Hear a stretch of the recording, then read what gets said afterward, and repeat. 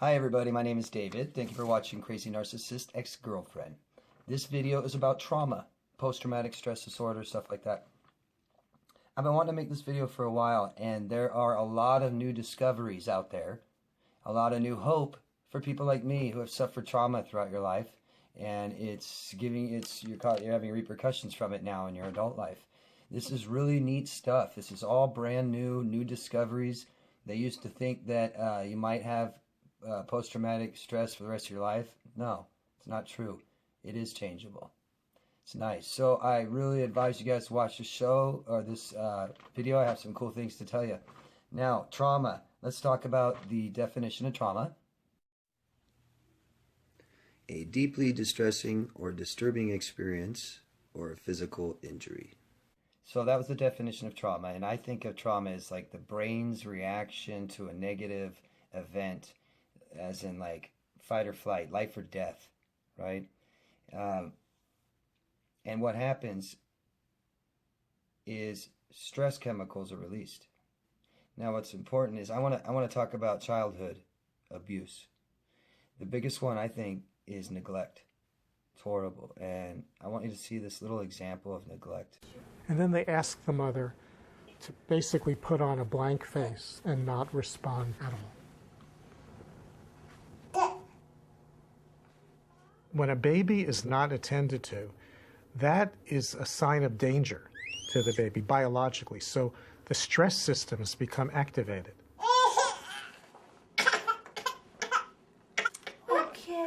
Crazy, huh? Imagine that kind of neglect every day. It's horrible. That happens so much in this country. It's such a problem. Now what's happening there is there's no serve in return. The baby's oohing, awing, cooing, pointing, nothing back. So what's happening is there's no structure in the brain forming, in the architecture of the brain. It's not forming. There's no synapse between the brain cells. There's nothing there, nothing happening. So you've got that happening. Then you have brain chemicals, stress chemicals being released, damaging part of the brain. And what it does is it damages the hypothalamus, small part inside the middle of your brain that is for forming new memories. It's damaging that part. Now watch this video. So one more video.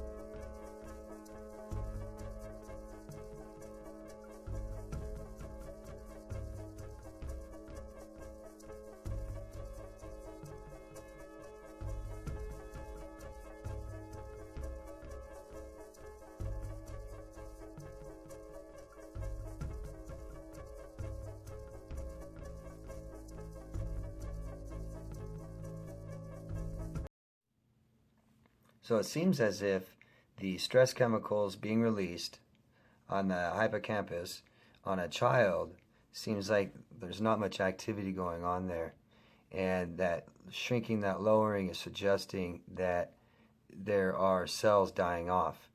Now, this is what always tripped me out here is skin cells die off and replace themselves in days. Your major organs could be a couple years, few years, and we've always believed that your brain could not. Your brain has a certain amount of neurons you're born with and then you die with, and as you lose some neurons, you lose some memory. What it is the outer part of your brain is like that, but the hypothalamus, the hippocampus especially, which forms new memories, that over stress from the chemicals does kill off brain cells, and that's why in soldiers and adults who experience this traumatic stress, they will lose memory.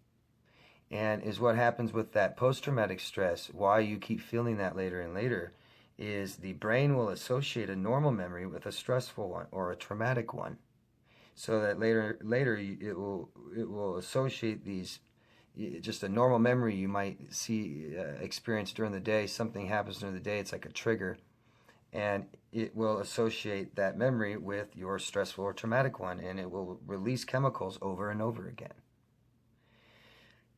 So there's something new, and it's called neurogenesis. Basically, it is about when your hippocampus, regenerates its cells, starting new memories. And is what happens as these new memories or these new cells are regenerated, you tend to lose some old memories.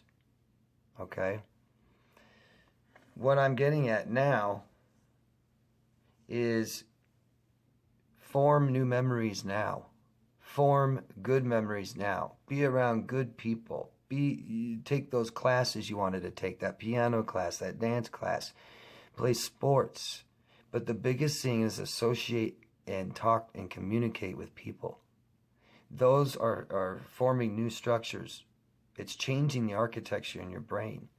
There was a study done in London about taxi cab drivers. After so many years of driving in London, which I guess is just horrible, so hard, the way the grid is laid out there, that these new patterns were forming in these drivers' heads. So for these new patterns to be forming, there has to be old ones that leave. As time goes on, and you replace these old traumatic memories with new ones, better ones, your stress will go away. That's what they're finding out now. And that's great hope for me and people like you. I believe there's 3 major things you need to do after experiencing being what it's like and the emotional abuse from a narcissist as an adult. You have to get away from the source of this trauma. You've seen now what trauma does to your brain. You have to get away from it. Number 2, see a doctor if you need to. Take medicine if you need to. There's also new medications out that are coming out, new drugs coming out, and these aren't just cover the pain. These are helping you form the structures in your brain. It's really cool, because this overload of stress chemicals over and over and over again is what happens later in your life. This is what causes depression, anxiety, chronic pain, okay? Insomnia. This is what these things are doing. You have to have a healthy life. Sitting on your couch like a couch potato will turn your brain to mush, just like your mom said. She was right. It'll turn your brain to mush. Be out there, talk to people, start new relationships with people, okay? Neurogenesis. It begins, regenerates of new neurons, replaces old memories. If you do nothing, if there is no serve in return like that baby, you just stay there. Nothing happens, okay? Put out the serve, get the return. Still, as an adult now, start new memories. This is what you guys need to do to have a healthy life. Thank you for watching Crazy Narcissist Ex-Girlfriend.